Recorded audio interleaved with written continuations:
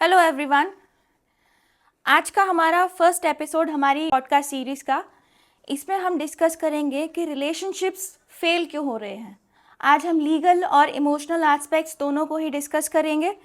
तो कुछ पॉइंट्स मैं आपको बताती हूँ हम क्या इस सीरीज़ में डिस्कस करने वाले हैं।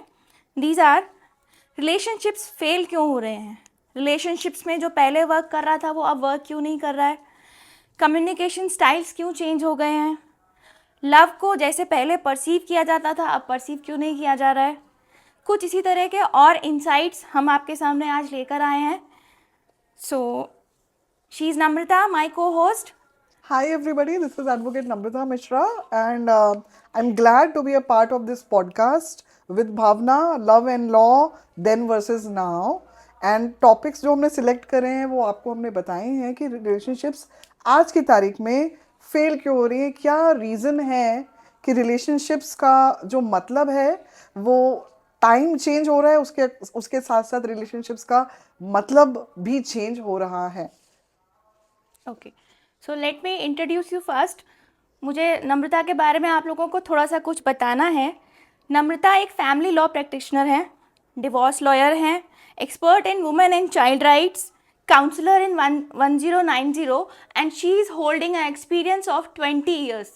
नम्रता काफ़ी टाइम से रियल ग्राउंड पे सारे केसेस को हैंडल कर रही हैं, तो आई होप नम्रता आज हमें बहुत अच्छे इंसाइट्स देने वाली हैं इस बारे में। Thank you so welcome much. Namrata. Thank you so much, Bhavna, for introducing me. Now, let me introduce you also over here. You are an eminent emotional intelligence and relationship master coach, along with being Mrs. India in 2018, dynamic personality, and she also entered fashion world and also is running successfully her brand Bhavri.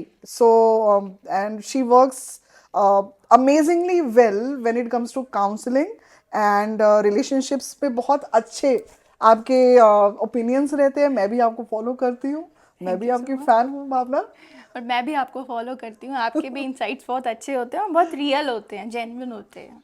Thank you. तो वही वही चीज़ है जो हम दोनों को साथ में लेके आई है, आई बिल्कुल गेस। बिल्कुल। चलिए, तो आज का हम अपना ये प्रोग्राम आगे बढ़ाते हैं। And sorry we are little late because of the network issues. So I request Namrata first कि नम्रता आप अपने व्यूज़ बताएं कि रिलेशनशिप्स आज के टाइम में क्यों फेल हो रहे हैं। आप क्या लीगल एस्पेक्ट्स देख रहे हैं जो आप हमारे साथ शेयर कर सकते हैं कि कपल्स कौन से प्रॉब्लम्स फेस कर रहे हैं। देखिए बहुत अच्छा क्वेश्चन आपका है, लेकिन हम वहाँ पे भी जाएंगे, रिलेशनशिप्स तक की भी हम बात कर रहे हैं। उससे मैं 2 कदम पीछे जाना चाहूँगी Sure. और मैं ये आप सबको व्यूअर्स को बताना चाहूँगी कि हम ये पॉडकास्ट कर क्यों रहे हैं। What is the need of doing this podcast on relationships, on married couples, their life, their turmoils, their problems, their struggles? Why? Need क्यों है? क्योंकि आज हम देखेंगे कि आज की तारीख में जो न्यू एज वुमेन है, तो वो कहीं ना कहीं उसको अपनी सेल्फ वर्थ अगर कम लगता है या वो क्वेश्चन कर रही है अपने अस्तित्व के लिए, अपने फंडामेंटल राइट्स के लिए, तो यहाँ पर अपने ऑनर के लिए, अपनी डिग्निटी और अपने रिस्पेक्ट के लिए, तो अगर एक लीगल एंगल से देखा जाए तो आप बताइए कि ऑनर की परिभाषा कौन है वो लोग जो कि ऑनर को परिभाषित कर रहे हैं? Who are those people? India एक कल्चरली और ट्रेडिशनली बहुत ही रिच और डाइवर्स नेशन है। हमको अपनी जो इतिहास है उसके ऊपर गर्व भी है, लेकिन ऑनर के मायने सोसाइटी ने देखिए जो है बुने थे।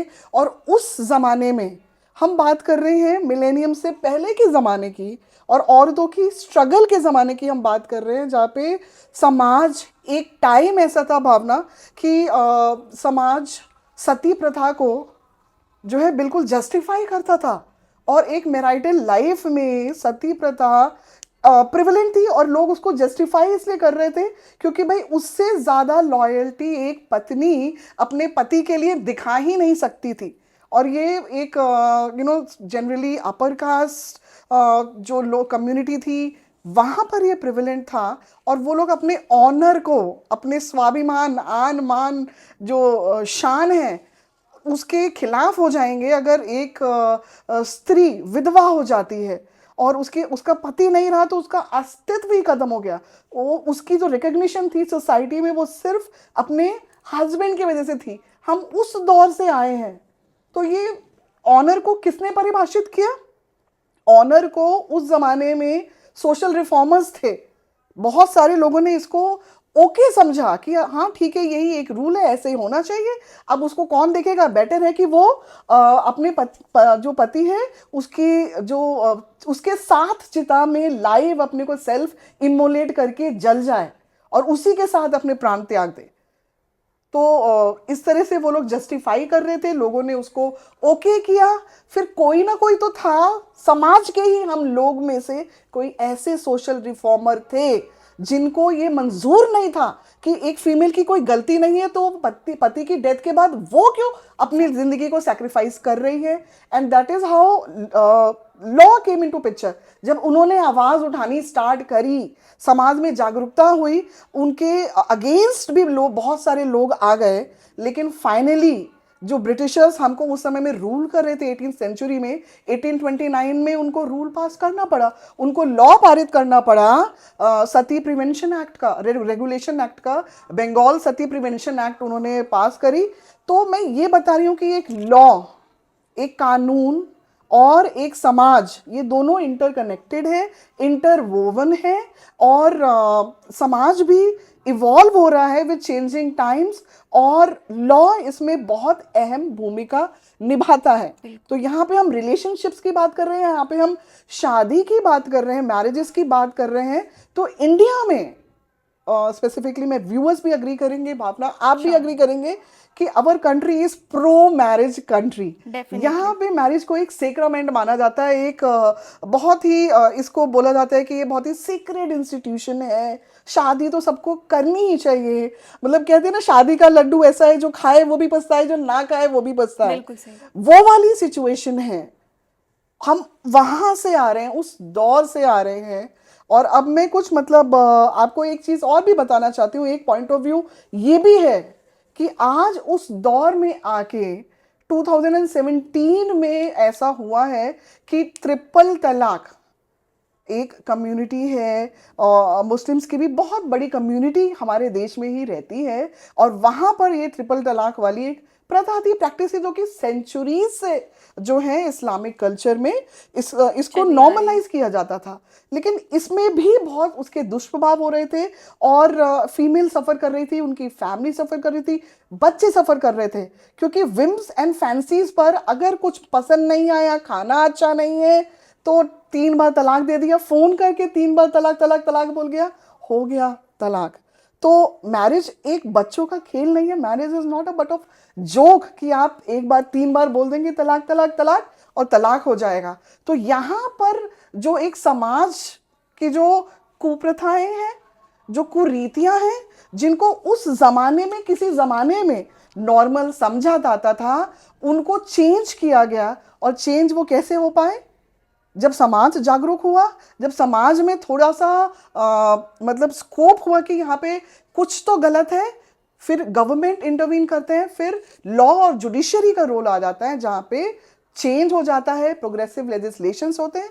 तो देखिए आज की तारीख में मुस्लिम वुमेन्स को protection against marriage, prevention for marriage, इनका एक एक्ट पारित हुआ है। और अब सब पहले इलाहाबाद हाई कोर्ट ने इसको अनकॉन्स्टिट्यूशनल करा 2016 में, उसके बाद सुप्रीम कोर्ट ने भी इसको अनकॉन्स्टिट्यूशनल करा। और now it's a criminal offence कि अगर कोई 3 बार तलाक देगा तो क्रिमिनल ऑफेंस है, उसको 3 साल की सजा भी है। तो इसीलिए मैं आपको यही बोलना चाहती हूँ कि जो लॉ है वो हर इंसान को क्रेडल से लेके ग्रेव तक प्रोटेक्ट करता है। तो इसकी बहुत अहम भूमिका है कि आपको जब आप पैदा हुए हो, पालने से जब तक आपकी मृत्यु नहीं हो जाती, उसके बाद भी आपको कानून प्रोटेक्ट करेगा। इसलिए कानून की तो बहुत अहम भूमिका है।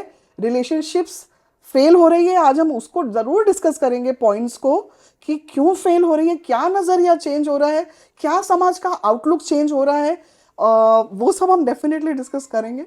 लेकिन हम लोग इधर से आ रहे हैं, हमारी जर्नी चल रही है यहाँ से। और आपने एक ये चीज़ नोटिस की कि इन सारी चीज़ों में सफ़र कौन कर रहा है? सिर्फ फीमेल कर रही है।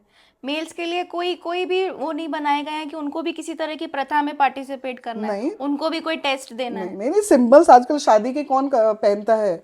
सिंदूर कौन सरनेम पहनता है? सरनेम सरनेम फीमेल का किसका चेंज चेंज होता होता है? है, घर फीमेल का चेंज होता है, रिस्पॉन्सिबिलिटीज उस पे आती है। नो डाउट एक्सपेक्टेशन उनसे भी है। मेल्स पे भी आती हैं, लेकिन फीमेल्स पे बहुत ज़्यादा होती हैं, इमोशनली फिजिकली सब कुछ, पूरा एनवायरनमेंट चेंज हो जाता है उसके लिए। बिल्कुल, एब्सोल्युटली एग्री विद यू। सो नम्रता, आप मुझे थोड़ा सा ये बताइए कि जो मैरिड कपल्स पहले के ज़माने में जो चीज़ें कर रहे थे, जहाँ पे उनको लॉ सपोर्ट कर रहा था, और आज के टाइम में ऐसा क्या हुआ है कि लॉ उनको सपोर्ट नहीं कर रहा है, उनको क्यों ऐसा लगता है? देखिए, सबसे बड़ी बात तो मैं एक चीज़ इसमें कहूँगी कि जो लिटिगेशन है वो टाइम कंज्यूमिंग है इंडिया में। आज की तारीख में भी देखिए, मैं टेक्निकल चीज़ें ही आपको बता रही हूँ, क्योंकि लिटिगेशन करती हूँ तो मैं आपको ये चीज़ बता रही हूँ कि हमारे जितने भी कोर्ट्स हैं भारतवर्ष में, चाहे वो ट्रायल कोर्ट्स हैं, चाहे हाई कोर्ट है, चाहे सुप्रीम कोर्ट है, मतलब बहुत सारे पेंडिंग केसेस हो जाते हैं। और ये एक बहुत बड़ा फैक्टर प्ले करते हैं कि फैमिली लॉ के मैट्रिमोनियल केसेस जो हैं, जहाँ पे बच्चे भी हैं, अगर हस्बैंड वाइफ दोनों परेशान हैं और वो कोर्ट में आ रहे हैं, बच्चे भी हैं, सब सफ़र कर रहे हैं, तो उसका सबसे बड़ा रीज़न ये भी है कि हमारा लिटिगेशन सिस्टम स्लो है, फास्ट ट्रैक नहीं है। हालांकि डोमेस्टिक वायलेंस वाले जो केसेस होते हैं फैमिली से रिलेटेड, वो फास्ट ट्रैक कोर्ट में किए हैं, कर दिए हैं कि वो फास्ट ट्रैक कोर्ट में उनको सुनवाई होती है, बट उसमें भी बहुत टाइम लग जाता है। तो लिटिगेशन कॉस्टली भी है, टाइम कंज्यूमिंग भी है, एनर्जी भी लगती है, और हाँ, हमारी ये टेक्निकल प्रॉब्लम्स तो हैं।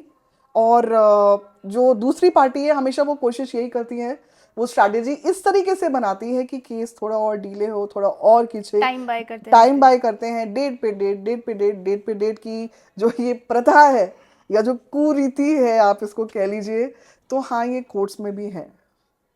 ओके। अच्छा, मेरा जो अपना डेटा है, जहाँ तक मैं काउंसलिंग में देख रही हूँ, तो मुझे ऐसा लगता है कि इन केसेस के पीछे इमोशनल इंटेलिजेंस का बहुत बड़ा हाथ है। मतलब लोगों में इमोशनल इंटेलिजेंस है ही नहीं आज के टाइम में। मुझे ऐसा लगता है कि अगर थोड़ा सा भी लोग अपने आप को इमोशनली एफिशिएंट बना लें, तो ये केसेस का नंबर बहुत कम हो जाएगा। बिल्कुल सही, आप बिल्कुल सही कह रहे हैं, बिल्कुल सही बात आप कर रहे हैं क्योंकि कि लोगों के अंदर इमोशनल इंटेलिजेंस, इमोशनल कोशेंट उनका जीरो हो गया है, ह्यूमन एस्पेक्ट है ही नहीं, एम्पैथी तो पता नहीं कहाँ चली गई है। सब लोगों को सिर्फ अपनी लगी हुई है, या फिर जो सोशल मीडिया वाली जो जनरेशन आ गई है, that they have to show every second of their life on social media.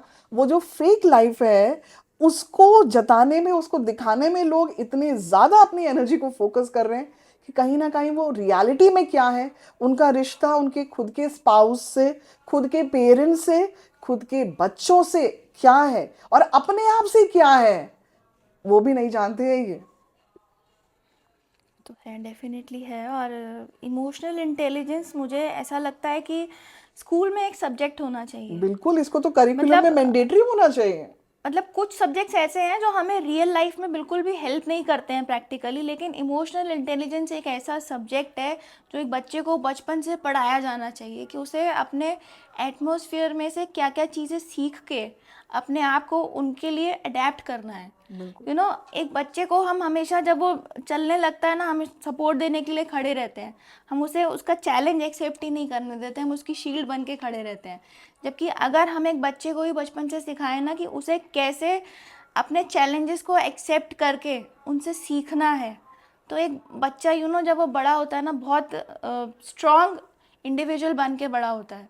सही बात है, हम स्पून फीडिंग कब तक करेंगे? और अभी जब हम पेरेंटिंग की बात करते हैं, तो हेलीकॉप्टर पेरेंटिंग वाले नस्ल के पेरेंट्स बहुत ज़्यादा आजकल आपको दिख रहे हैं कि वो अपने बच्चों को कुछ भी इंडिपेंडेंट करने ही नहीं दे रहे। इनफैक्ट वहाँ से हम अपने मुद्दे पे आते हैं, जो कि है मैरिजेस, कि इंडिया में मैरिज एक ऐसा प्रोसीजर है, एक ऐसा प्रोसेस है जिसमें पूरी फैमिली पार्टिसिपेट करती है। Exactly. मैरिज जो है, जो लड़का लड़की है, ग्रूम और ब्राइड है, वो लोग तो अपने कुछ एक्सपेक्टेशंस, अपनी प्रेफरेंसेस शेयर करें ना करें, लेकिन पेरेंट्स का प्रेशर, फैमिली का प्रेशर, और वो जो पूरा प्रोसीजर है, वो बहुत जो है कुछ एस्पेक्ट में टॉर्चरस भी हो जाता है।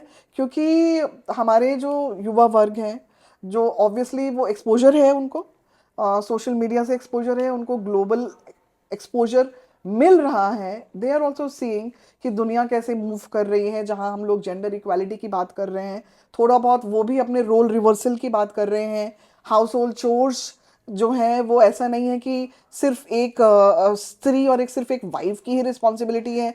न्यू एज पेरेंट्स में या न्यू एज कपल्स में हस्बैंड्स भी पार्टिसिपेट कर रहे हैं, हालांकि ये परसेंटेज बहुत कम है।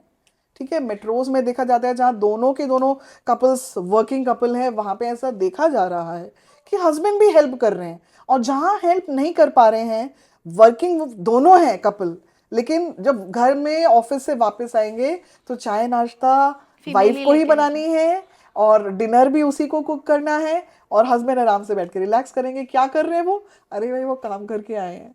तो फीमेल कोई सुपर ह्यूमन बीइंग थोड़ी है, वो भी तो काम करके आई है। हाँ, तो ये एक बहुत बड़ा रीज़न है ना आज के टाइम में फीमेल्स इसीलिए तो अपने इंडिपेंडेंस को चूज कर रही हैं, इसीलिए तो वो नो मैरिज में जा रही हैं। बिल्कुल, क्योंकि उनको लग रहा है कि हस्बैंड और उनकी फैमिली जो इन लॉज हैं उनसे कोई सपोर्ट मिलने ही नहीं वाला है। जब सब कुछ उन्हें खुद करना है तो नीड ही क्या रह जाती है शादी की।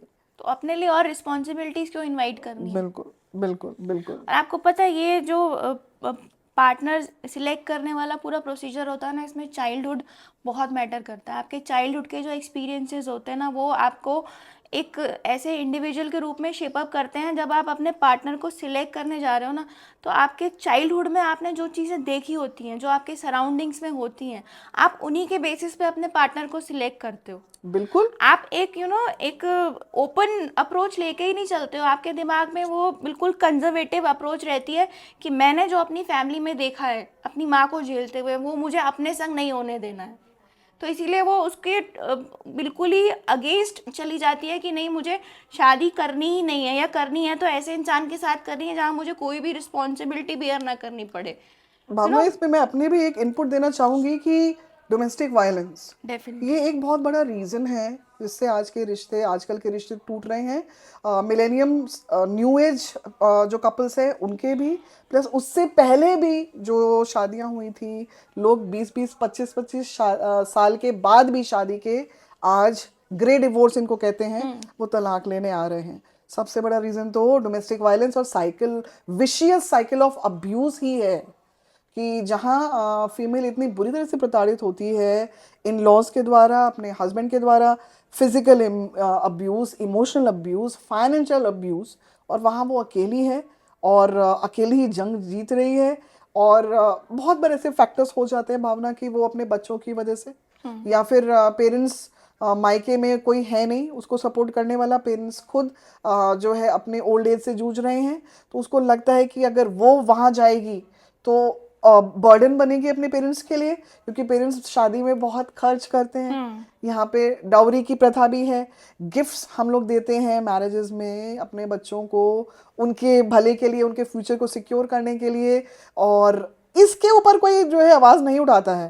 ठीक है, बट ये भी सारे फैक्टर्स हैं जो हम नज़रअंदाज नहीं कर सकते, और ये सब फैक्टर्स भी कंट्रीब्यूट करते हैं, पहले भी कंट्रीब्यूट करते थे, मिलेनियम से पहले भी ये कंट्रीब्यूट करते थे, और आज भी ये कंट्रीब्यूट कर रहे हैं। पहले ये हो जाता था भावना कि पहले लोग इतना वॉइस आउट नहीं करते थे अपनी फीलिंग्स को, लेडीज भी नहीं करती थी, और बॉयज़ को तो खैर हम लोग ऐसी कंडीशनिंग करते हैं कि वो तो रो भी नहीं सकते हैं।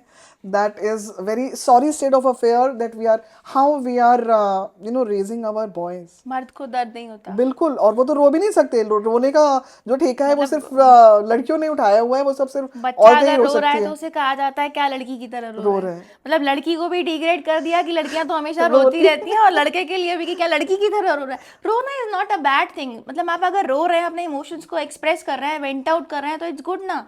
अगर किसी इंसान के पास कोई नहीं है ना शेयर करने के लिए, तो वो शांति में बैठ के अगर 1 घंटा रो ले, बहुत हल्का हो जाता है, उसके बिल्कुल। इमोशंस बहुत लाइट हो जाते हैं। और ये जो है हमारे जो मेन है स्पेसिफिकली, इनको ये सिखाया जाता है, कंडीशनिंग ऐसी होती है that you have to bottle neck your feelings. हाँ, ठीक है, तो आप इसको किसी को एक्सप्रेस नहीं कर सकते हो।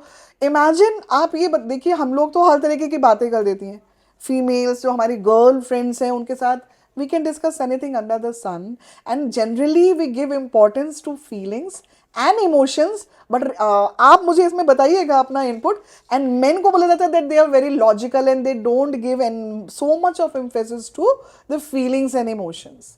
आप देखिए कभी भी अगर 4 मेल्स बैठे होंगे ना तो वो आपस में क्या बातें करते हैं, बिजनेस कैसा चल रहा है, क्रिकेट, गाड़ी कौन सी ली, क्रिकेट। मैच, उसके बारे में डिस्कशन होगा। लेकिन यहीं अगर फीमेल्स बैठी होंगी ना वो डिस्कशन करेंगी लाइफ कैसी चल रही है, घर में क्या चल रहा है। हाउस हेल्प कैसी हाँ है, हाँ इन लॉज कैसे हाँ। हैं। तो वो उनको मोर ऑफ इमोशनल वो चाहिए इंफॉर्मेशन फीमेल्स को, क्योंकि उनका जो माइंडसेट है वो पूरा एक इमोशनल थॉट प्रोसेस पे चलता है। वो हर चीज़ को इमोशनली एनालाइज करती हैं और मेल्स हर चीज़ को लॉजिकली एनालाइज करते हैं। मेल्स के लिए एक माइंडसेट है, उनको ऐसा लगता है कि हमें अपने इमोशंस को एक्सप्रेस नहीं करना है, हमें स्ट्रांग बन के रहना है। स्ट्रांग बनने का मतलब ये नहीं होता है कि आप अपने आप को एक्सप्रेस ना करें, और ये एक बहुत बड़ा रीज़न है जो आज के टाइम में मेल्स सफ़र कर रहे हैं। अपने इमोशंस को ना एक्सप्रेस करके उनको अंदर इकट्ठा करके रहते हैं, वो एक्यूमुलेट होते रहते हैं, और उसके बाद वो क्या करते हैं, मतलब देखो एनर्जीज जो होती है हमारे अंदर जो स्टोर हो रही हैं, इमोशंस जो स्टोर हो रहे हैं, उनको आप डिस्ट्रॉय तो नहीं कर सकते हो, आप उनको इकट्ठा करते जा रहे हो, तो वो आपके एंगर में, डिप्रेशन में, एंजाइटी में कन्वर्ट होती हाँ, जाती हैं। बीमारियां बन और रही हैं। आप देखिए मेल्स को ही ज़्यादा स्ट्रेस अटैक आते हैं, उनको ही ज़्यादा हार्ट अटैक आते हैं। अभी देखिए कितने सारे केसेस हमने देखे हैं जिम में वर्कआउट करते हुए मेल्स गए। तो मतलब आप देखिए इतना हेल्दी लाइफस्टाइल अडॉप्ट करने के बाद भी ब्रेन हैमरेज हो रहा है, स्ट्रेस अटैक्स हो रहे हैं, यंग क्यों हो लोगों रहे को हैं? हो रहा हाँ, है, 20s 30s में हो रहा है। क्यों हो रहा है, और मेल्स के साथ ज़्यादा क्यों हो देखिए रहे मैं हैं? इसमें फिर मैं पीछे जाऊंगी, हम शादी की बात तो कर रहे हैं, लेकिन यहाँ पे फिर से हमें स्टेप बैक करके सोचना पड़ेगा कि यहाँ पे कहीं ना कहीं हमारी पेरेंटिंग और जो हमारी स्टीरियोटाइपिंग है और जो हमारी कल्चरल कंडीशनिंग है डेफिनेटली। वो बहुत मैटर करती है। कि हमने बॉयज़ को बताया ही नहीं कि उनको अपनी फीलिंग्स को किस तरह से एक्सप्रेस करना है। बचपन में भी कभी नहीं बताया हमने उसको, उनको कंडीशनिंग ही नहीं हुई है। ठीक है, फादर की नहीं हुई, मदर की तो रिस्पॉन्सिबिलिटी थी। अब अगेन हम बोलेंगे कि हम सारी एक्सपेक्टेशंस जो हैं मदर्स के ऊपर और वुमेन के ऊपर ही डाल देते हैं, बट हमारे पेरेंट्स की नहीं हुई, उनके पेरेंट्स की नहीं हुई, और ये सदियों से चलती आ रही है। इसी सोशल कंडीशनिंग को हमें ब्रेक करना है, यही और साइकिल ब्रेक हमें करना यही बताना है that nobody is super human बिल्कुल। Being, we are normal human beings. हमारे भी खामियां हैं, हमारे भी ड्रॉबैक्स है, हमारे भी कुछ अच्छे पॉइंट्स हैं, हमारे भी कुछ नेगेटिव पॉइंट्स हैं। और अगर सब लोग परफेक्शन का जो हम लोग ट्रैप है वो एक। जो एक बैठ के पहने हुए हैं ना, वेल पहन के जो बैठे हुए हैं परफेक्शन का, अगर वो हम उससे अपनी जिंदगी से हटा देंगे तो मुझे लगता है हम जो रियल में हैं विद फ्लॉज, हम उसको एक्सेप्ट करना सीखेंगे। जहां हमने खुद अपने को एक्सेप्ट करा वहां हम अपने पार्टनर को भी एक्सेप्ट करेंगे, और हम उसको भी ऐसे नहीं देखेंगे भाई वो परफेक्ट हाउसवाइफ नहीं है, या परफेक्ट होम मेकर नहीं है, या परफेक्ट पार्टनर फॉर मी नहीं है। ठीक है, हमको ये समझ में आएगा कि भाई उसके भी मूड स्विंग्स होते हैं, वो भी एक पर्सन है, वो भी काम करके आई है, उसका भी कभी मन करता है कि वो खाना नहीं बनाए, उसका भी मन करता है कि उसको उसका हस्बैंड पैम्पर करे। पैम्परिंग करने का मतलब यही नहीं है कि अब डायमंड का सॉलिटेयर पहना जो है उसको पहनाएंगे। पैम्परिंग का मतलब ये भी होता है कि अगर उसको सर में दर्द हो रहा है तो आप उसका सर दबा दीजिए, बाम लगा दीजिए, जो लाइफ पार्टनर का एक फ़र्ज़ है अगर आप अदा कर रहे हैं। तो मुझे लगता है कि ये छोटी छोटी चीज़ें जो हैं ये रिश्ते को और स्ट्रॉन्ग बनाती हैं। और जो रिलेशनशिप है specifically marital relationship between husband wife है, चाहे वो 1 दिन की मैरिज है, चाहे वो 10 साल की शादी है, चाहे वो 20 साल की 25 साल की शादी है, every day you have to work out. It's a constant process. You cannot take the other person for granted. आज की तारीख में जो कपल्स हैं दे वॉन्ट हम विद फ्लॉज हमारा पति हमें एक्सेप्ट करे, और मेरे ख्याल में ये रीज़न है इंडिविजुअलिटी। इसमें मैं एक चीज़ ऐड करूँगी, अभी हाँ, आपने बोला कि people look for best partner, तो हम हमेशा सामने वाले को ही क्यों बेस्ट पार्टनर के रूप में देखना चाहते हैं, हम कभी अपने आप को क्यों नहीं देखते, हम ये क्यों नहीं देखते कि हम बेस्ट पार्टनर हैं या नहीं हैं, हम लोग अपनी सेल्फ अवेयरनेस पे क्यों नहीं ध्यान हमें देते? कभी किसी ने बताया ही नहीं, यही तो, हमारी कंडीशनिंग ही ऐसी बस नहीं हुई है। यही तो हम गलती कर जाते हैं, हम दूसरों को हमेशा पॉइंट आउट करते हैं, हम कभी ये नहीं देख पाते कि हम कहाँ गलती कर रहे हैं। अगर हम सेल्फ अवेयर हैं, हम अपने इमोशंस को अगर एनालाइज कर पा रहे हैं, उनको रिकॉग्नाइज कर पा रहे हैं, तो हम बहुत सारी प्रॉब्लम्स क्रिएट होने से पहले ही उनको रोक सकते हैं। बिल्कुल। जब भी कोई प्रॉब्लम आती है ना, हम हमेशा एक डिफेंसिव मोड में चले जाते हैं। हम अपने को प्रूव करने में लगे रहते हैं कि हम ही सही हैं। हम ये नहीं देखते हैं कि प्रॉब्लम क्या है, क्या गलत हो रहा है, कौन कर रहा है, उसमें लगे रहते हैं। और देखिए मैं आपको बताऊं, कोर्ट में तो ये एक्सट्रीम हो जाता है। कोर्ट में मेरे पास ऐसे भी क्लाइंट्स आते हैं जो बोलते हैं हमें कुछ नहीं चाहिए, I just want my my partner to suffer. उसने मुझे परेशान करा, हाँ, मैं भी उसे लोगों को परेशान उसमें करूंगी, खुशी मिलती या है। मैं भी उसे परेशान करूंगा। ठीक है, I do represent both husbands and wifes in courts. First, I started representing women. Now there are so many men also who are coming, and they need support, and I represent them. And आपको पता है ये revenge वाला feeling आता क्यों है? क्यों आता है? देखो, कभी भी किसी रिलेशनशिप में सेपरेशन का जो कारण होता है ना, वो कोई बहुत बड़ा इशू नहीं होता है। वो बहुत सारे छोटे छोटे इश्यूज होते हैं जो अनरिजॉल्व रह जाते हैं। हस्बैंड वाइफ में जब लड़ाई होती है ना, तो हस्बैंड का अक्सर एटीट्यूड ये होता है कि छोड़ दो, इस पर बात नहीं करनी है, देख लेंगे। और वाइफ हमेशा रोती रह जाती है कि मुझे बात करनी है, मुझे बात करनी है, लेकिन वो बात हो नहीं पाती है। कम्युनिकेशन बहुत पुअर है दोनों के बीच में। So तो वो true. अनरिजॉल्व्ड इश्यूज जो इकट्ठे होते रहते हैं ना, वो एक दिन किसी बम्बार्डमेंट की तरह फूटते हैं। बिल्कुल, अगर आप एनिवर्सरी भूल गए और इतने सारे अनरिजॉल्व इश्यूज थे, एनिवर्सरी पे विश नहीं करा आपने, आप गए और समझ लीजिए। एक छोटी सी बात पे जब लड़ाई शुरू होगी ना, तो पिछले सारे इश्यूज निकल के आते हैं। सो ट्रू, सो ट्रू, सो और ट्रू। वो लड़ाई बहुत ज़्यादा बढ़ जाती है, और उस टाइम पे भी अगेन दोनों डिफेंसिव मोड पे रहेंगे कि मैं ही सही हूँ। तो ये हमें सिखाना पड़ेगा यंग एज से, अपने बच्चों को सिखाना पड़ेगा हाउ टू प्रोसेस देखो, out your feelings and your emotions when you are feeling angry, because anger भी एक बहुत बड़ा रीजन है, बिल्कुल। रिलेशनशिप स्पॉइलर है। ठीक है, चाहे वो पर्सनल लेवल पे, चाहे वो प्रोफेशनल रिलेशनशिप पे, चाहे वो आपके पार्टनर के साथ इंटीमेट लेवल पे है, anger is a very important issue. आज तो के टाइम में लोगों को इंस्टेंट ग्रेटिफिकेशन चाहिए। उनको चाहिए कि अभी के अभी ये डिसाइड हो जाए कि पावर किसके हाथ में है। झगड़ा किस चीज़ की वजह से हो रहा है, दैट इज़ नॉट इम्पॉर्टेंट। झगड़े में जीत कौन रहा है, पावर किसके हाथ में आ रही है, वो इम्पोर्टेंट है। भावना, मैं आपको एक केस का एग्जांपल देती हूँ कि मेरे पास एक केस आया। ठीक है, पहले हस्बैंड आए और उन्होंने बताया कि वाइफ इस तरह से परेशान करती है, ह्यूमिलिएट करती है, मारती पीटती है, चिल्लम चाली होती है। और अब मीडिएशन हुआ, सब कुछ हुआ है, वो मैटर 6 साल से चल रहा था। ठीक है, और जब हमारा मैटर वो मीडिएशन फेल हो गया, क्योंकि यहाँ पे बच्चे जो थे उनकी ज़िंदगी एट स्टेक थी, दोनों माइनर बच्चे थे। तो कोर्ट का भी ये रुझान है कि फैमिली के केसेस हैं, उसमें हस्बैंड एंड वाइफ दोनों में से कोई क्रिमिनल नहीं है, उनकी प्रॉब्लम्स हो रही है, उनकी कॉन्फ्लिक्ट्स हो रही है। कॉन्फ्लिक्ट्स इस एक्सटेंट तक पहुंच गई है कि वो एक्सट्रीम हो गई है, उनसे बेयर नहीं हो पा रहा है, तभी वो कोर्ट में आए हैं।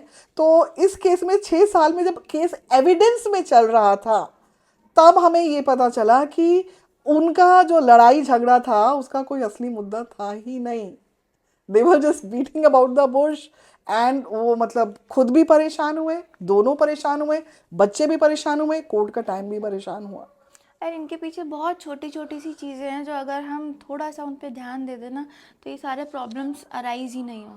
अगर हम इमोशनली इंटेलिजेंट हो, हाँ। जिस तरह से आप बता रहे हो कि अपने हाँ। इमोशंस को हमको प्रोसेस करना आ हम जाता टाइम है, नहीं देते ना अपने आप को, हम रिएक्ट करते हैं इम्पल्सिवली। हम हम रिस्पॉन्ड अपने नहीं करेंगे। इमोशंस को ना थोड़ा सा अगर टाइम दें, हम थोड़ा सा पॉज लें।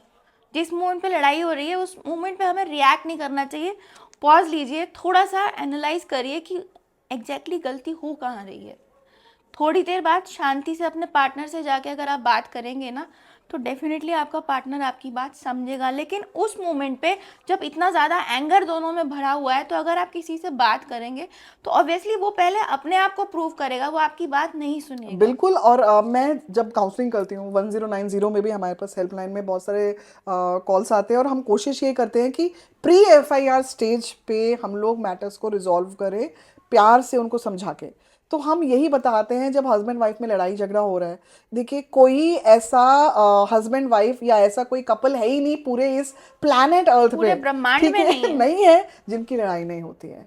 ठीक है, लड़ाई वहीं होती है हाँ, जहाँ प्यार प्यार होता है। होता है, डिसएग्रीमेंट्स होते हैं, वो होने भी चाहिए, बहुत नेचुरल है, बहुत स्वाभाविक है। And this is how relationship evolves and strengthens with time. तो यहाँ पर जब वो लोग लड़ रहे हैं, दोनों को गुस्सा आ रहा है, ज्वालामुखी दोनों का फूट रहा है, तो फिर इसमें तो ये हो जाएगा कि वो रिलेशनशिप डेड एंड पे चली जाएगी। उसमें उस समय तो कुछ नहीं हो पाएगा रिजॉल्व। जहां दोनों में से एक पार्टनर शांत हो जाता है, एक को गुस्सा आ रहा है, ठीक है, दूसरा पानी पी ले, दूसरा शांत हो जाए। बहुत सारी ऐसी चीजें हैं। आप हाँ, अपना फेवरेट ड्रिंक पी लीजिए, आप थोड़ा सा म्यूजिक सुन लीजिए, आप बाहर हवा में थोड़ा सा टहल लीजिए। और उसके बाद जब दूसरा पर्सन हाँ। का गुस्सा कूल ऑफ हो जाएगा, तब आप अपनी बात रखिए। दोनों उसी समय अगर आप हीटेड लड़ाई और करेंगे। इस मोमेंट पे लोग अक्सर एक गलती और करते हैं, जैसे ही लड़ाई झगड़ा हुआ वो पार्टनर से तो कोई डिस्कशन नहीं करेंगे, किसी तीसरे इंसान के पास जाके उस चीज को डिस्कस करते हैं। और तो तीसरा इंसान में आज की तारीख में हमारे पास है ना, ये हमारा सबसे बड़ा वेपन भी है, हाँ, ये weapon social of media. Mass destruction, हमारा सेल फोन। एक सेकंड नहीं लगता हमको अपने पेरेंट्स को बताने में, और तब तक मैटर ठंडा भी हो जाएगा। अगर हस्बैंड वाइफ की लड़ाई है और वो हम लोग तुरंत से, हमारे आप पास फोन देखिए, है। अगर आपका मूड खराब है और आपने इंस्टाग्राम खोल के एक पहली रील देख ली, वो पहली रील ही वो रील होगी जो आपके इमोशंस को ना वैलिडेट कर देगी। आपके अंदर जो नेगेटिव इमोशंस जनरेट हो रहे होंगे ना, उनको एक वैलिडेशन मिल गया कि तुम सही सोच रहे हो। हाँ बिल्कुल। अब वो रील स्क्रॉल करते जाएंगे वही सारी रील्स। एआई तो बहुत स्मार्ट है, उसने आपका दिमाग पढ़ लिया। एल्गोरिथम। अब वो आपको सभी रील्स जो है वही उसी मोड पे दिखाता जाएगा, और आप उस चीज़ का वैलिडेशन लेते जाओगे कि नहीं, मैं जो सोच रहा हूँ मैं ठीक हूँ, मैं अकेली ये सोचने वाली नहीं हूँ, देखो और लोग भी ये सोच रहे हैं।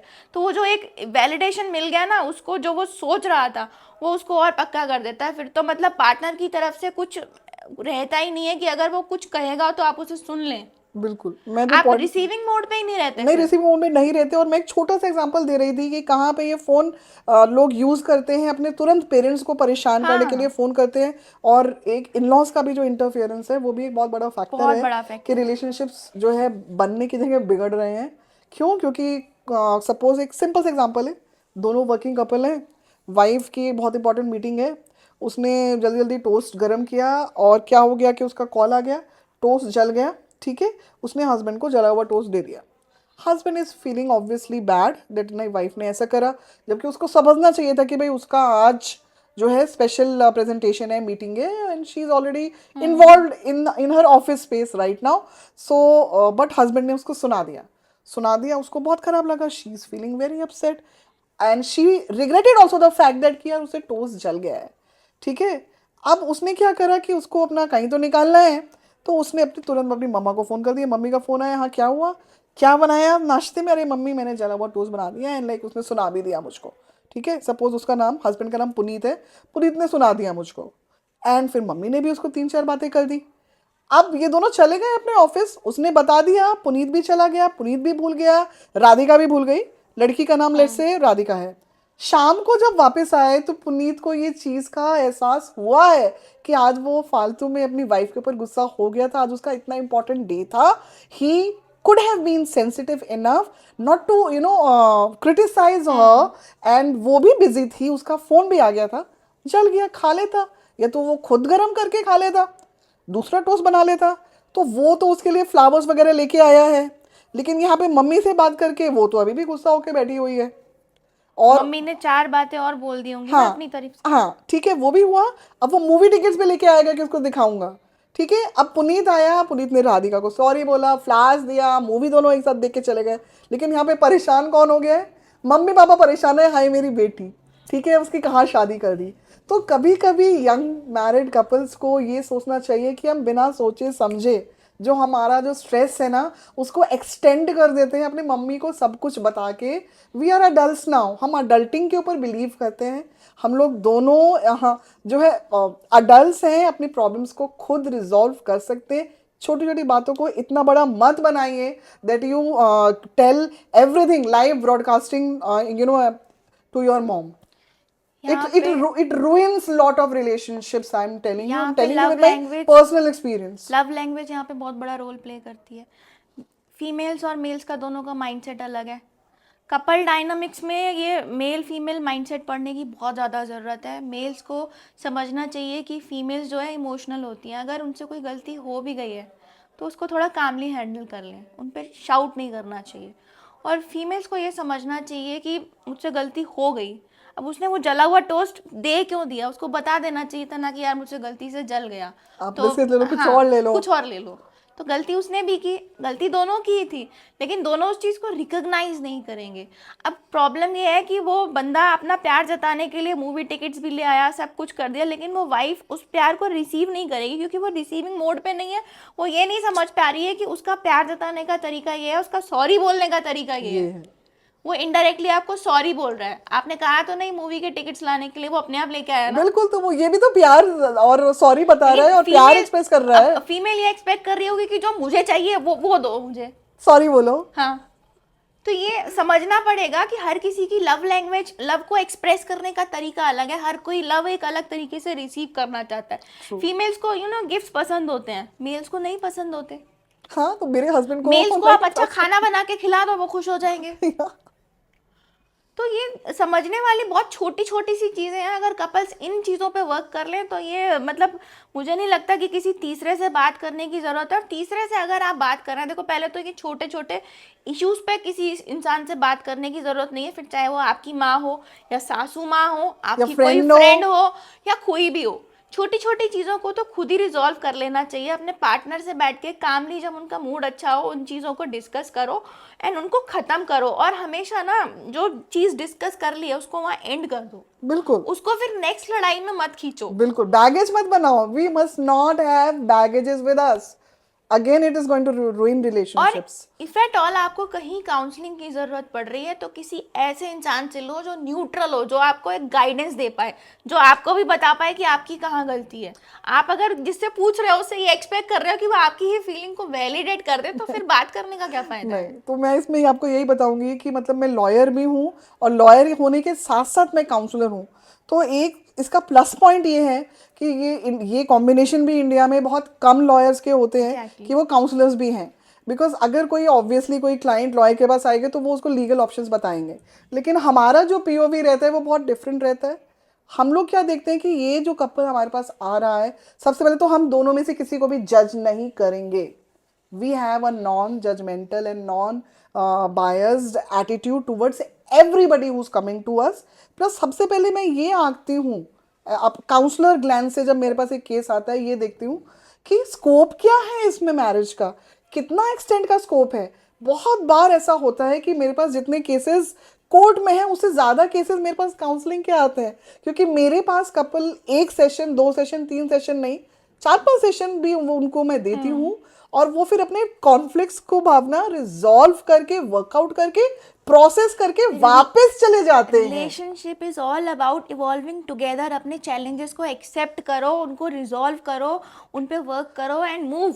एंड उन्होंने मुझे खुद, कपल्स ने मुझे खुद एडमिट करा है कि मैम हमें खुद से नहीं समझ में आ रहा था, we wanted a third person, non judgemental person, point of view to introspect what was going wrong in our कई रिलेशनशिप। बार ऐसी चीज़ें होती हैं, सपोज हम दोनों में भी अगर प्रॉब्लम हो रही है ना, मैं आपको डायरेक्टली नहीं कह पाऊंगी, बहुत हेजिटेट करूंगी। तो अगर कोई तीसरा न्यूट्रल बंदा जिसको मैं कम्युनिकेट कर पाऊँ और वो आपको कम्युनिकेट कर दे तो वो बहुत हेल्पफुल होता है। यस, एंड लेकिन लोगों के बीच में ये स्टिग्मा है ना कि नहीं काउंसलिंग नहीं करानी है, नहीं, किसी सब को कुछ बताना सब कुछ नहीं है। परफेक्ट चल रहा है ना हाँ, लाइफ में, तो वी वो आर एक परफेक्ट। इमेज बना के रखनी है कि नहीं Perfect. हमारा रिलेशनशिप बहुत अच्छा चल रहा है, हमारे बीच में तो कोई झगड़ा नहीं। झगड़े सबके बीच में होते हैं, कोई भी कपल ऐसा वर्कआउट नहीं है। करना पड़ता है रिलेशनशिप्स में और अपनी हेल्थ के लिए एंड भी। It is very normal. मतलब इस चीज़ को मुझे नहीं समझ में आता ऐसा क्यों बनाया जाता है कि नहीं आपको किसी को बताना नहीं है।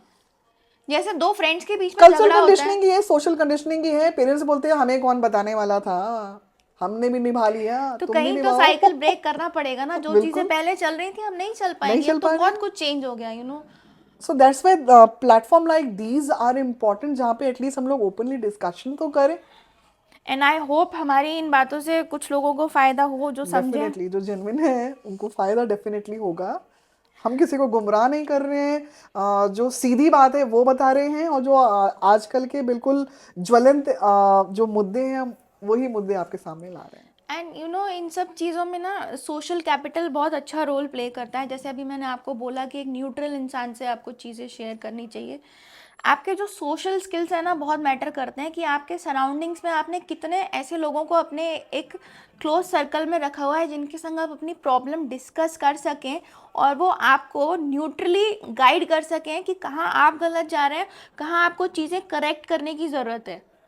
क्योंकि हमारी एक्सपेक्टेशन क्या होती है, हम जब किसी से शेयर कर रहे हैं तो हमारा ही पॉइंट ऑफ व्यू सुन के हमारे ही फेवर में उसका सामने वाले का रिप्लाई आना चाहिए, बिल्कुल, लेकिन ये सही नहीं है। कि अपनी हमेशा गलतियां एक्सेप्ट ही अगर नहीं कर रहे। अगर आपको एक सिचुएशन को जज करना है ना, तो ऐसे इंसान के पास जाओ जो मतलब खुद अपनी लाइफ में एक पॉजिटिव एटीट्यूड लेके चल रहा हो, जो खुद अपनी लाइफ में ऑलरेडी डिसअपॉइंटेड है, जो खुद ही एक नेगेटिव जोन में है, उसके पास अगर अपने प्रॉब्लम्स लेके जा रहे हो तो क्या 10 फायदा प्रॉब्लम है? बता देगा, आप वो और एक बढ़ा प्रॉब्लम देगा। 10 वो आप एक प्रॉब्लम लेके गए थे, वो 10 बताएगा। हाँ, वो आपके पार्टनर की 4 गलतियां और आपको गिनवा देगा। मतलब घर जाके जो झगड़ा खत्म होने वाला था वो और बढ़ जाएगा। और ये ऐसे पता है लोग कौन होते हैं, सॉरी टू से दैट, मैं किसी को ऑफेंड नहीं करना चाहती, लेकिन हमारे जो चाचे मामे मौसी ये सब हाँ, जो है ना, आपके क्लोज वाले ही फूफा होते जी हैं। बुआ जी, हमारे जो रिलेटिव्स है डेफिनेटली ना, उनको बहुत मजा आता है ये सब कराने में, हस्बैंड वाइफ के बीच में उनके लिए तो कुछ नहीं होता ना, स्यापे, एक डोपामिन मिल रहा है उनको ये सब ये सब कराने में। स्यापे कराते हैं, उनको बहुत मजा आता है। चलिए थोड़ा सा मुझे आप ये बताइए कि आप जो रियल ग्राउंड पे केसेस देख रहे हैं, उनमें कुछ इस तरह के वियर्ड केसेस आपके सामने आए हैं जो आपको लगता है कि मतलब जिनकी कोई ज़रूरत ही नहीं थी? देखिए वियर्ड केसेस मैं आपको बताऊं, इनफैक्ट आगरा के ही कुछ केसेस हैं जिनको मतलब सभी लोग बहुत उनको उसके बारे में उसके मीम्स तक बन गए हैं, सब हंस रहे हैं। एक वाइफ है जिसने अपने हस्बैंड के साथ, इन दोनों का कंडीशन था कि मुझको रोज मोमोज खिलाओगे, ठीक है, तो मोमोज नहीं खिलाए गए, तो वाइफ जो है आ गई है कोर्ट में और उन्होंने डिवोर्स का केस फाइल कर दिया। दूसरा एक ये है कि वाइफ को बहुत शौक था कि वो अलग अलग तरीके की बिंदी लगाती थी, और हस्बैंड ने उसको मना करा मैंने भी देखा। कि नहीं बिंदी नहीं लगाएंगी, तो उसने फिर डिवोर्स का केस फाइल करा है। तीसरा एक और केस है कि रिसेंट केस है, इसमें हस्बैंड नहाता नहीं था। अब हस्बैंड वाइफ की इंटीमेट रिलेशनशिप है, हस्बैंड को नहाने की कोई मतलब अच्छी हैबिट भी नहीं है, पेरेंट्स ने भी कभी कुछ नहीं बोला होगा।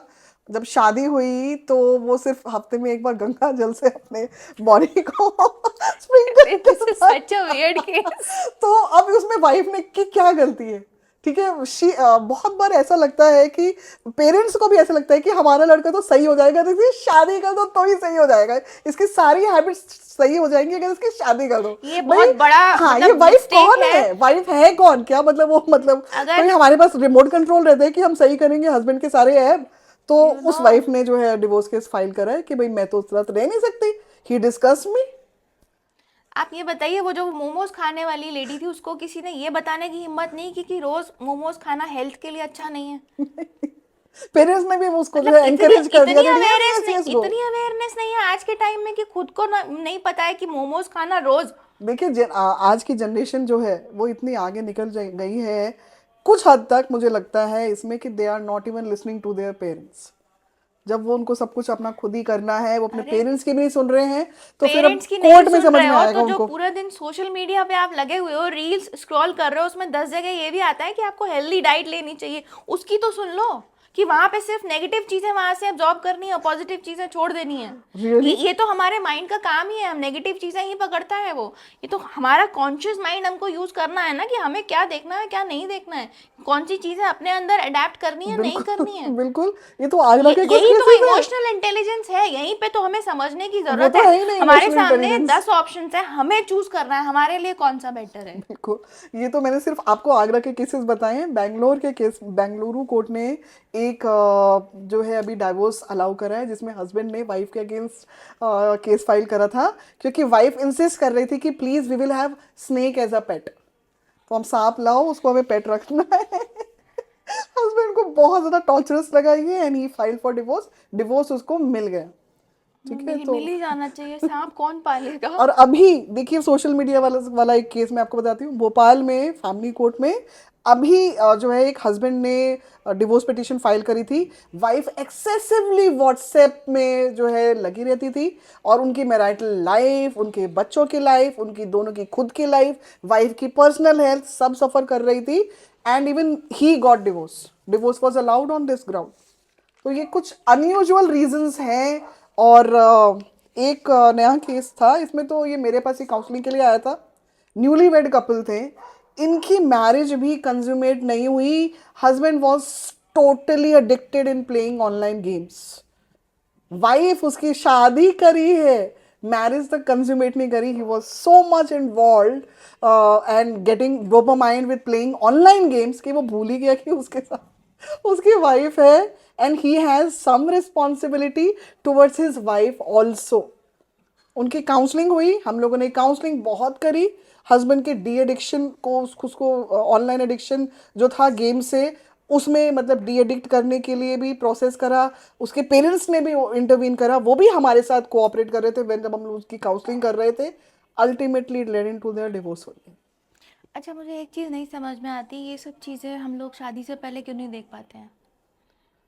शादी के समय देखिए ये वाली बात हो जाती है कि हाथी के दांत दिखाने के और है, खाने के और नहीं तो है। ये तो हमें भी पता है ना। देखो, जब हम एक इंटेंशन के साथ किसी से मिलने जा रहे हैं तो डेफिनेटली वो आपको अच्छा ही अच्छा बन के दिखाएगा ना। कौन बताएगा कि मेरे अंदर ये कमियां हैं? बिल्कुल।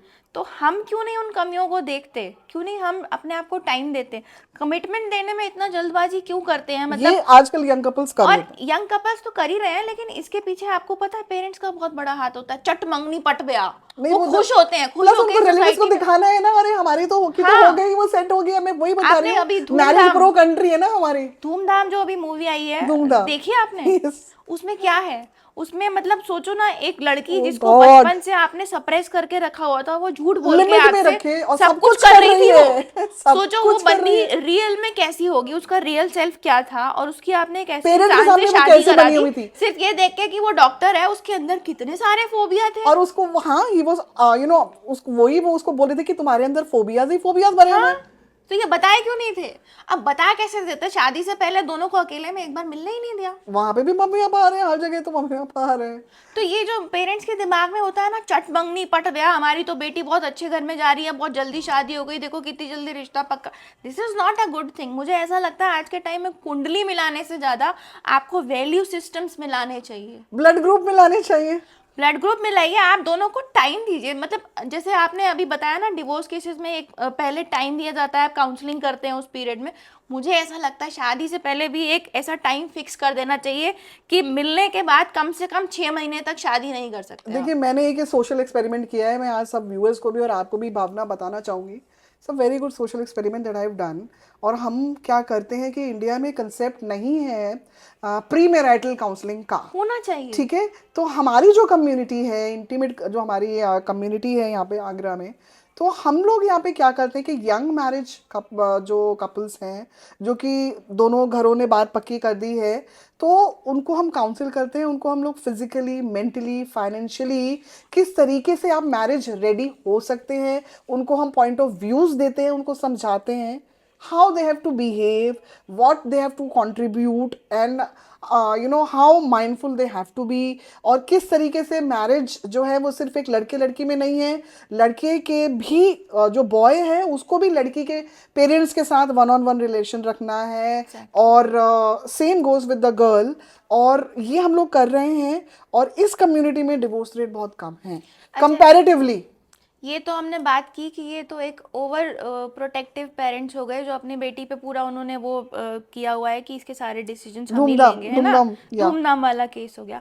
अब इसके जस्ट अपोजिट अगर हम चीज़ों को देखें, तो आज के टाइम में आपने जो हमारे यूथ हैं उनके जो रिलेशनशिप्स हैं उनके बारे में सुना है, इतने सारे, मतलब ऐसा लगता है शोरूम खुला हुआ है, ब्रेड क्रमिंग चल रही है, पॉकेटिंग चल रही है, बेंचिंग चल रही है, क्या क्या नहीं चल रहा है।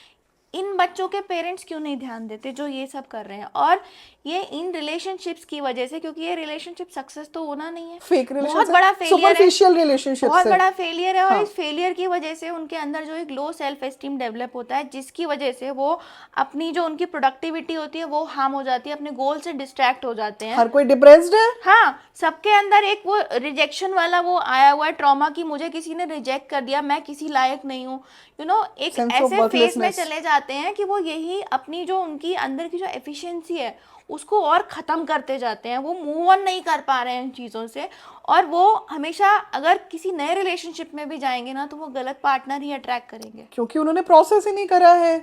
जब तक प्रोसेस नहीं करेंगे तब तक वो सेम गलतियां करेंगे, चाहे वो कितने भी तो पार्टनर्स मुझे एक्सचेंज कर ऐसा लें। लगता है कि चीज़ों में बैलेंस बनाने की ज़रूरत है। एक पेरेंट जो अपने बच्चे को बहुत ज़्यादा कंट्रोल कर रहा है, और एक पेरेंट जिसने अपने बच्चे को बहुत ज़्यादा छूट दे लिबर्टी रखी दी है, हुई है, टोटल। दोनों ही गलत है। एक बैलेंस होना चाहिए। आप बिल्कुल। अपने बच्चों को सही गलत समझाओ, उनको इतनी लिबर्टी दो कि वो अपने डिसीजंस खुद लें, चैलेंजेस को एक्सेप्ट करें, लेकिन सीखें। समझाएं, पेरेंट्स लेकिन की उनके रिस्पॉन्सिबिलिटी पीछे, है। हाँ, उनके पीछे खड़े रहिए लेकिन आप। डिसीजंस तो उन्हीं को लेने हाँ, दीजिए।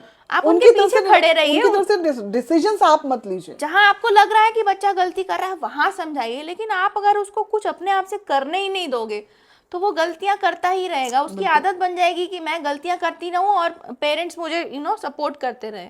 तो इस तरह के रिलेशनशिप्स तो कभी नहीं चल पाएंगे। रिलेशनशिप्स ही नहीं है ये सब, नहीं तो superficial है। इसीलिए तो शादियां टूट जाती हैं। अब बच्चा ये करके बड़ा हो रहा है, पॉकेटिंग बेंचिंग ये सब चीजें करके, जब एक यूथ बड़ा हो रहा है और वो शादी कर रहा है किसी इंसान से, तो वो कैसे किसी के संग एडजस्ट करेगा जब वो इतने सारे ऑप्शंस ऑलरेडी देख के आ रहा है। बिल्कुल।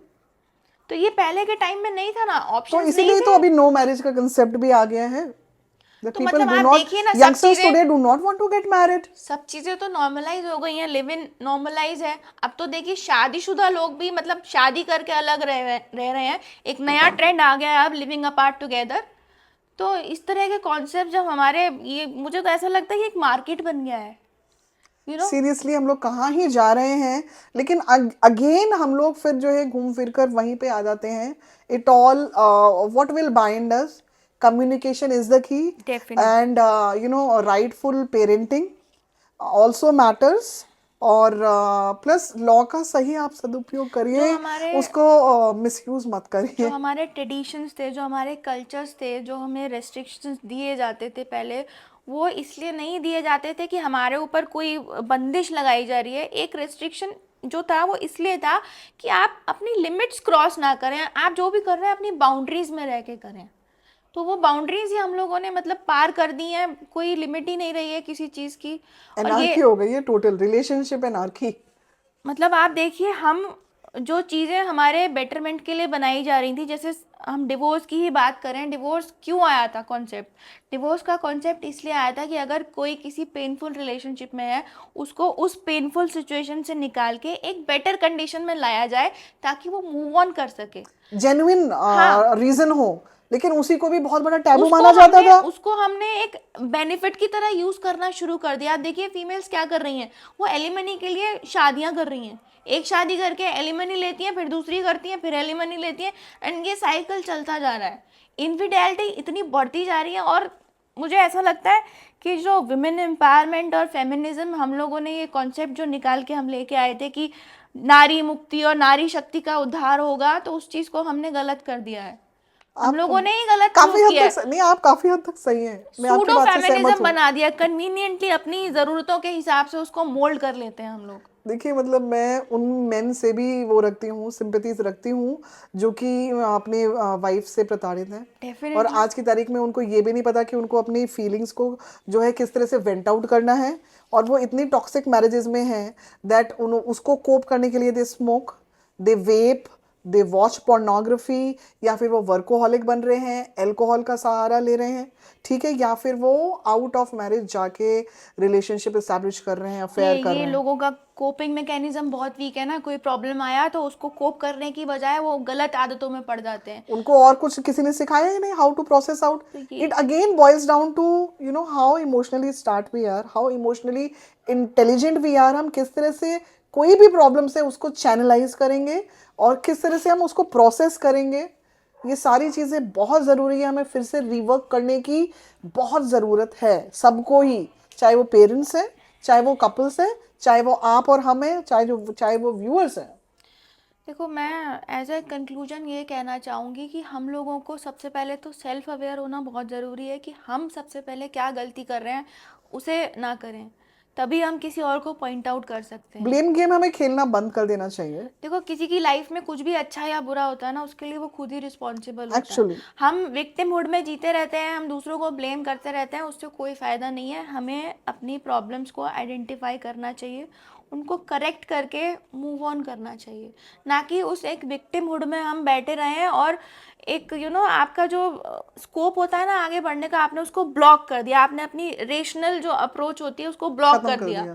अब आपकी लाइफ में आपने मान लिया कि कुछ बचा ही नहीं है और मेरी लाइफ में जो कुछ हो रहा है उसके रिस्पॉन्सिबल या तो मेरे इन लॉज हैं, या मेरे पेरेंट्स हैं, या मेरे फ्रेंड्स हैं। किसी ना किसी को आप ब्लेम करते रहेंगे। मैं नहीं हूँ। नहीं, लेकिन जब आप कुछ अच्छा करेंगे तो वो मैंने किया है ना। आपने कोई चीज़ अचीव कर ली तो वो मैंने किया है, मेरा अचीवमेंट है। क्यों? जब आप अचीवमेंट के लिए खुद को क्रेडिट दे रहे हो तो अपनी गलती के लिए भी और अपने ड्रॉबैक्स के लिए भी वी आल्सो अकाउंटेबिलिटी होनी चाहिए ना एक्चुअली। तो ये चीज़ें मुझे लगता है इमोशनल इंटेलिजेंस हमें लोगों को थोड़ा सा और वाइड रेंज में समझाना चाहिए। अवेयरनेस होनी चाहिए और फिर बिल्कुल स्टार्टिंग से होनी चाहिए व्हेन अ बिल्कुल। Child is born. और जिस तरह से स्कूल करिकुलम्स में आपने स्टार्टिंग में कहा था कि वो कंपलसरी होना चाहिए, जहाँ और जो भी मैरिड जो भी कपल्स हैं, जो यंग कपल्स हैं, यंगस्टर्स हैं, it's very important that they if they are planning marriage ahead, so then they should seek premarital counselling also. इससे भी बहुत हद तक हम रिश्तों को बचा सकते हैं। बिल्कुल। क्योंकि एक थेरेपिस्ट, एक काउंसलर जब इंटरवीन करता है तो वो बिना जज करे आपको आपके फ्लॉज और आपके पॉजिटिव्स बताएंगे, और आप उसके ऊपर अमल कीजिए और अपने रिश्ते को आप बचा सकते हैं। डेफिनेटली हमारी सराउंडिंग्स में बहुत सारी ऐसी चीज़ें हैं जिनको अगर हम थोड़ा सा कंट्रोल कर लें, जैसे सोशल मीडिया तो एक बहुत ही बड़ा फैक्टर है। अगर सोशल मीडिया का कंजम्पशन हम लोग थोड़ा सा कम कर दें तो बहुत सारे प्रॉब्लम सॉल्व हो देखिए, जाएंगे। सोशल मीडिया नहीं, आपने बिल्कुल सही कहा। अंत में इसी से करना चाहूंगी आज की पॉडकास्ट का, कि जो सोशल मीडिया का जो हम लोग यूज कर रहे हैं, जो सेलफोन का और गैजेट्स का हम यूज कर रहे हैं, जितना हम इसको यूज कम करना स्टार्ट करेंगे, उतना ही हमारी जजमेंट नहीं, करने वाली, और डिसीजन मेकिंग स्किल्स हमारी थोड़ी सही होंगी। अभी तो हम लोग सब बिल्कुल जोन्ड आउट है। यूज़ भी कर रहे हैं, और यूज़ करने के अलावा हम क्या कर रहे हैं, वो जो एक इमेजिनरी लाइफ है ना उसको हम रियल मान के चल रहे हैं।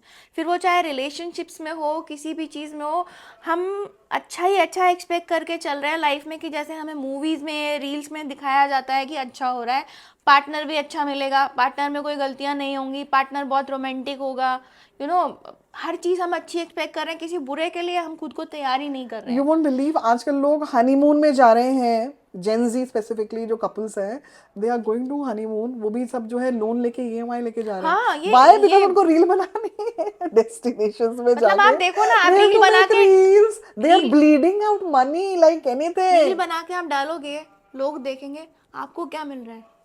कुछ नहीं मिल रहा है। आप सी किसी और को खुश करने के लिए, कुछ अच्छा प्रोजेक्ट करने के सी लिए। लोगों की जो बेडरूम लाइफ है ना, ask us lawyers, ask us divorce lawyers की उनकी एक्चुअल में बेडरूम लाइफ क्या है। बट सोशल मीडिया पे इतनी रोजी पिक्चर वो लोग पोर्ट्रे करते हैं कि उनसे अच्छा सी लवी डवी कपल तो कोई है ही डेफिनेटली। नहीं। अभी मैंने इसकी एक रील शेयर करी थी तो काफ़ी अच्छा रिस्पांस मिला उस रील को। उसमें भी मैंने यही डिस्कस किया था कि जो कपल्स बहुत ज़्यादा लवी डवी होके सोशल मीडिया पे हमें पोर्ट्रे करके दिखा रहे हैं कि उनकी लाइफ अच्छी चल रही है, तो ये वो इंटेंशनली कर रहे हैं। रियल लाइफ कुछ और है। रियल लाइफ कुछ और है, that's why they are unhappy.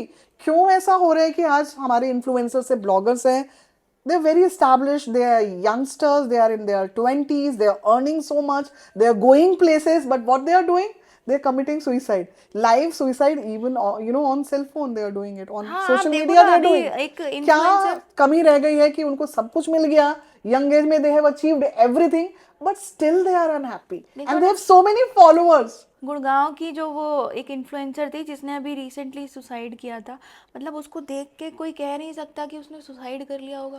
भाई वो प्रोसेस नहीं कर पाई व्हाट शी हाँ, was going through and she was living a fake life and she accepted her fake life as real.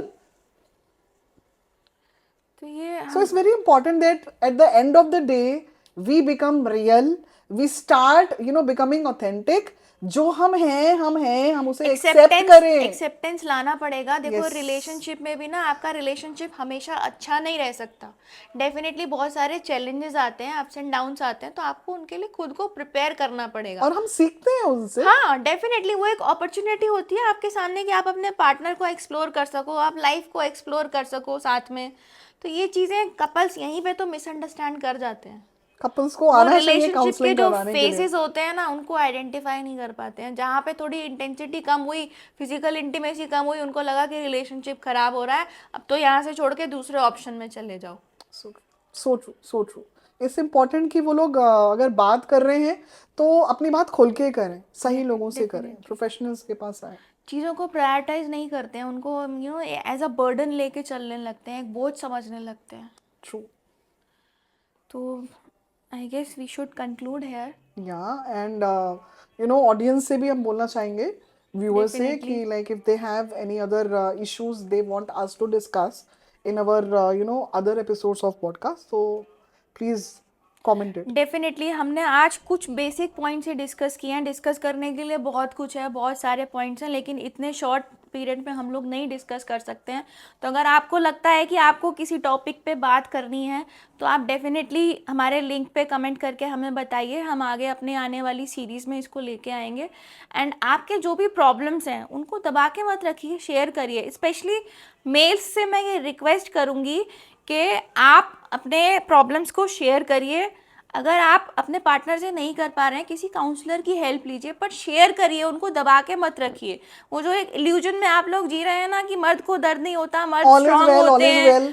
आपको परफेक्शन में रहना है, आप परफेक्ट है, नहीं है, ऐसा कुछ नहीं है. इस ट्रैप से बाहर निकलिए, अपने आप को एक्सप्रेस करिए. हम हैं आपकी बात सुनने के लिए, तो आप हमारे साथ शेयर कर सकते हैं. Don't hesitate. You always It's have okay. a choice. You always have a choice. And females को हम अक्सर इस चीज़ के लिए बुरा बोल देते हैं कि वो बहुत बोलती हैं, बहुत ज़्यादा दिमाग खाती हैं, वो अपने आप को एक्सप्रेस करके हल्की हो जाती हैं. तो आप भी थोड़ा बोलिए, अपने एक्सपीरियंसेस को शेयर करिए. डेफिनेटली आपकी भी हेल्प की जाएगी. और ये जो अब नया मैं सुन रही हूँ पिछले कुछ दिनों से कि मेल्स को प्रताड़ित किया जा रहा है, मेल्स के लिए कोई नहीं है, मेल्स के लिए भी सब लोग हैं, लेकिन उसके लिए मेल्स को अपने प्रॉब्लम्स को शेयर करना पड़ेगा. बिल्कुल. और ये तो एक अलग से टॉपिक हम लोग सेपरेटली डिस्कस भी बिल्कुल, करेंगे. हम इसके बारे में डेफिनेटली एक पूरा एपिसोड लेके आएंगे, लेकिन उसके लिए इनिशिएटिव आपको लेना पड़ेगा. आपको हमें अपने प्रॉब्लम्स बताने पड़ेंगे. देखिए, every relationship is a give and take. ठीक है, तो दोनों को इसमें एफर्ट करना है, दोनों को कम्युनिकेट करनी है अपनी फीलिंग्स, और दोनों को कमिटमेंट दिखाना है. वर्कआउट जो करना है रिलेशनशिप के ऊपर, it's a constant process. Don't forget it. Stay happy and stay real. Thank you. Thank you so much.